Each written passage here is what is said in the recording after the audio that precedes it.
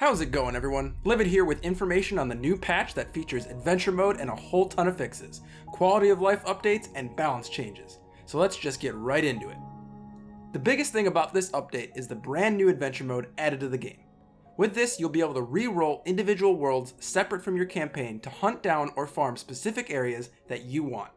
Simply access your Ward 13 crystal, select your world settings, and choose Create New Adventure under the Select Game Mode options. Here, you will be able to choose between re-rolling Rom, Yeisha, and Earth, with courses being added later on with more content than what we currently have. Now with this update, there have also been dozens of system optimizations, stability fixes, art tweaks, lighting passes, collision fixes, and much more. With that, you should see an overall boost to performance in the game. Bug fixes have also fixed some rather troublesome bugs, and I'll go through them quickly. They fixed an issue with the repulsor banish description damage modifier showing the wrong info. They added interactive volumes on doors to prevent characters warping to the other side. This was the case for the Tale of Two Liz's door, allowing players to face the other direction and phase through the locked door without ever completing the quest. Players can no longer fight Ravager if they have already solved the bell puzzle. This prevents them from achieving both drops from a single Ravager encounter. They fixed a problem preventing status updates from showing on Advanced Stats tab. Minions can no longer trigger melee effects such as Leech Ember. The Blink token can no longer avoid scripted instant kill damage, which was allowing players to essentially have an always get out of jail free card from attacks. They fixed the soft lock if certain mods were used at the end of a melee attack. The Untouchable achievement is now unlockable in multiplayer. They fixed an issue preventing simplified Chinese from showing up properly. Told Ace she really needs to stick around in Ward 13, as she was disappearing randomly from players' worlds. Empty weapons should begin auto-reloading after using a mod, and switching weapons right before activating a mod will no longer activate the new weapon mod right after. So that's pretty cool. There have also been some awesome quality of life improvements, which I'll also go through quickly.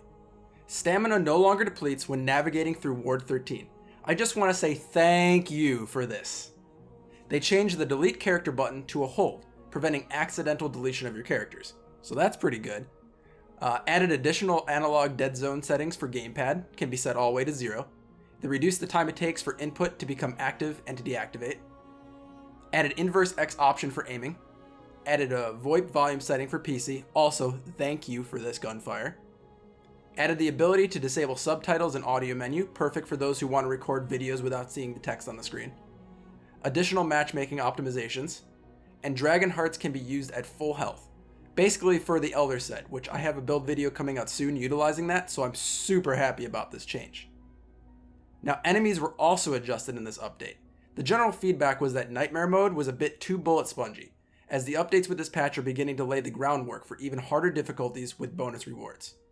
So as a result, they reduced Nightmare mode enemy health scaling from 300% to 250%, making them a little bit easier to kill. The Wasteland Contaminator enemy was now properly flagged as an elite, allowing Luminate drops. Thank you for this once again. In Nightmare, they implemented a fix to allow clearing array for selecting players if a player is knocked down. They reduced the Nightmare boss health from 2 million to 1.5 million. He definitely appeared way too tanky with the previous patch.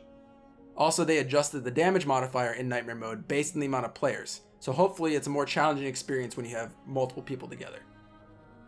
Weapons also got some love in this update. Not all of them, but definitely some of the outliers as well as the straight up broken ones like the Devastator Bandit combo.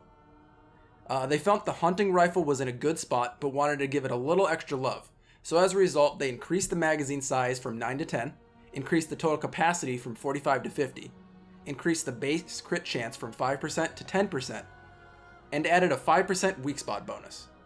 Now the hunting pistol was meant to be a very strong mid to long range option, so they wanted to reinforce that. As a result, the hunting pistol increased the base crit chance from 10% to 15%, but added a minimum crit range of 5 meters. The revolver's identity was a massive staggering hit weapon, and it needed to be buffed. So as a result, they increased the impact scalar by about 10%, and they're still going to watch this as it develops over time. Now the sniper rifle probably went through some of the biggest changes in this patch. It was often too effective at both long and close range, and they needed to make it more to true form. The long range functionality was buffed, while the close range effectiveness was limited. Here are the changes. The base crit increased from 10% to 20%.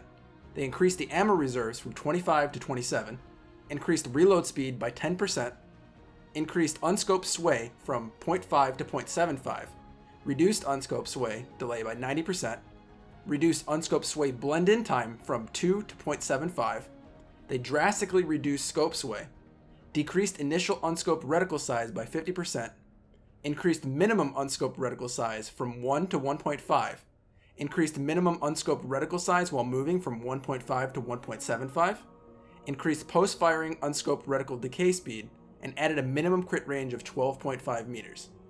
Overall, I think this actually makes the sniper rifle a much more pleasant weapon to use and gives it way more punching power at long range.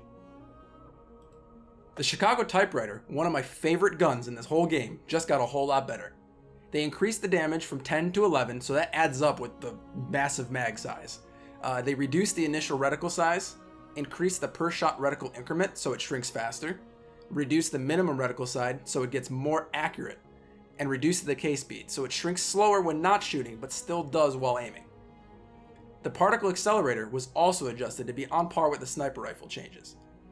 So as a result, they increased the base crit chance from 10% to 15%, increased the damage from 75 to 80, increased the fire rate from 1.4 to 1.45, reduced post-shot decay delay from 1.4 to 1.3, increased post-shot delay speed from 1.15 to 1.2, reduced initial reticle size by 40%, drastically reduced scope sway, added a minimum crit range of 7.5 meters, and with the alternate fire, the gravity core, it now sucks way more. So many enemies can no longer run out of the radius of it, and it kind of just keeps them locked in place, which was kind of a problem with like larger enemies and ones that moved pretty quickly.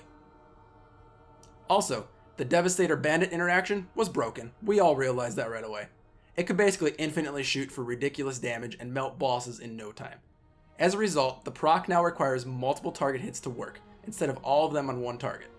The changes are as follows. They reduce the initial spread to better match reticle. They decrease the post-shot delay time before auto-reloading by 50%. The base crit chance increased from 5% to 10%.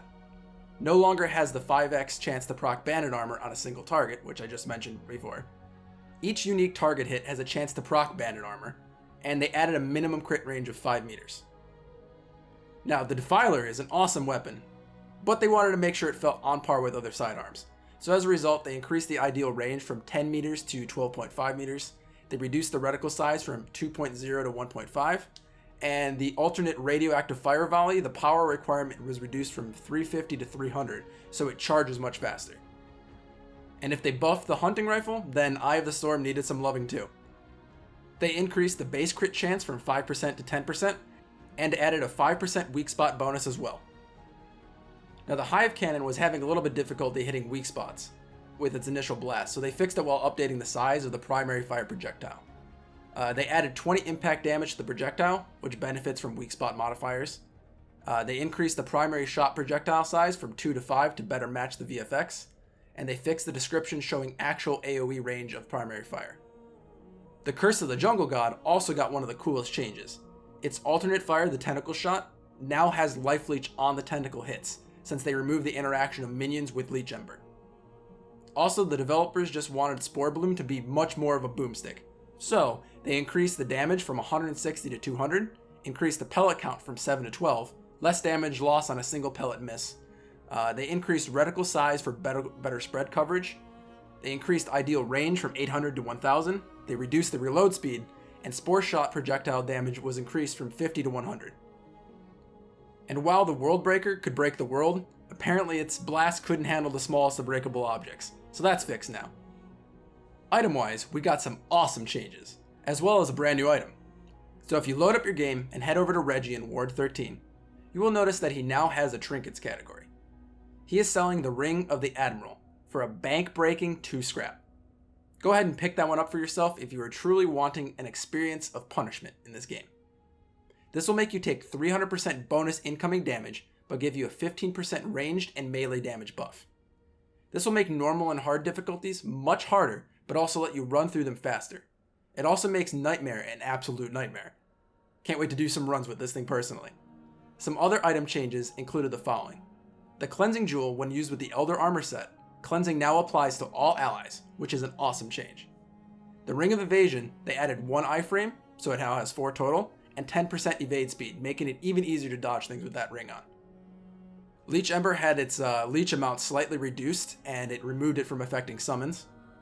And the Soul Anchor, they added 5% damage per summon to the wearer, buffed the duration from 40% to 50%, but also removed the additional charge bonus. I'm personally sad about this, but we shall see why in the future when they show what they're doing to buff summons. And now for probably the one you are almost looking forward to, because I know I am, the armor updates. Now these are just a first pass, but here we go. For the Adventurer set, as a single piece bonus, they increased the amount of scrap picked up by 10%. Overall, the Adventurer armor got its total armor value increased from 10 to 20. For the Hunter set, the Sharpshooter perk had the range requirement reduced from 15 meters to 10 meters.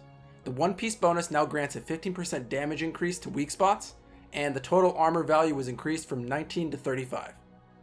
The Ex-Cultist one piece bonus now allows mod power to slowly generate over time.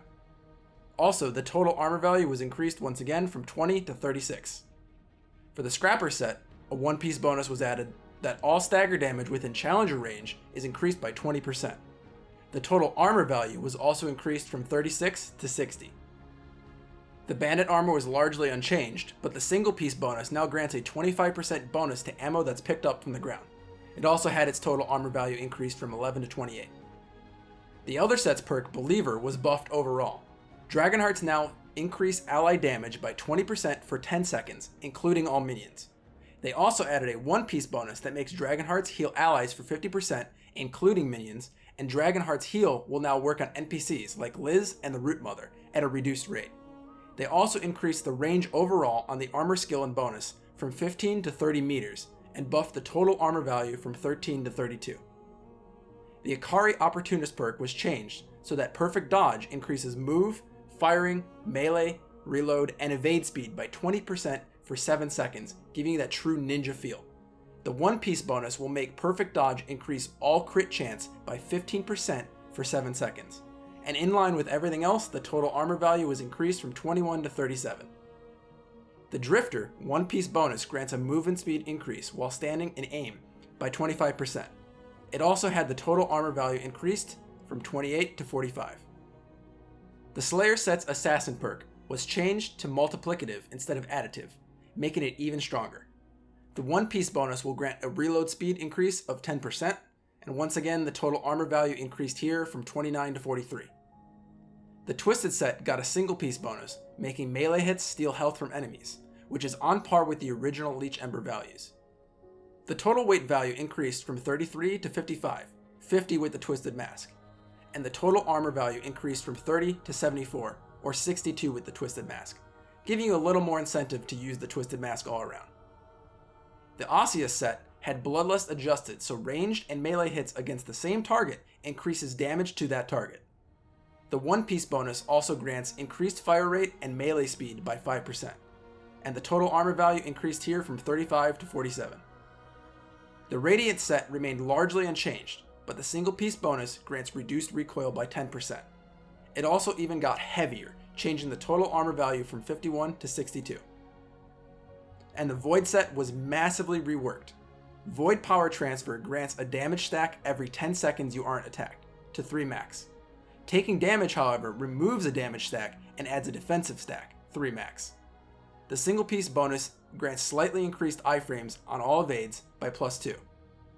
It is also now unbearably heavy, with a total armor value that increased from 70 to a whopping 120. And the Bomber Hat, which apparently was an exclusive item during Prime Day on July 15th, never knew that, its total armor value increased from 2 to 10. In addition to all of this, some mods also got some changes. Summons in general, including the Seed Caller, Beckon, Iron Sentinel, and Tentacle Shot, had reduced charges all the way to 2 per mod. This better facilitates summoner builds, balance, and performance. They reduced all summon mod charges to 2. This also helps with summons blocking the paths of enemies, and in the next update they'll be looking at powering up the effectiveness and identity of individual summons. Explosive Shot got some changes. The projectile damage increased from 60 to 130, the AoE damage increased from 120 to 170, they increased the range from 3.5 meters to 4 meters, and they increase the minimum drop-off damage from 65% to 80%. This overall gives the AoE explosive experience much more oomph. The Swarm mod had a bug fixed where projectile lifetime was limited to 12 seconds. They fixed the projectile duration to 20 seconds.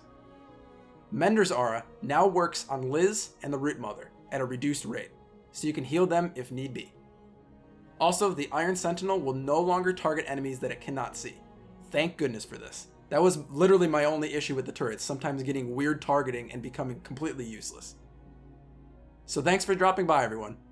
See you here for the next major update, unless of course it's before the end of this month, since I'll be on vacation, and in that case, I'll see you all at the end of this month. So take care, everyone.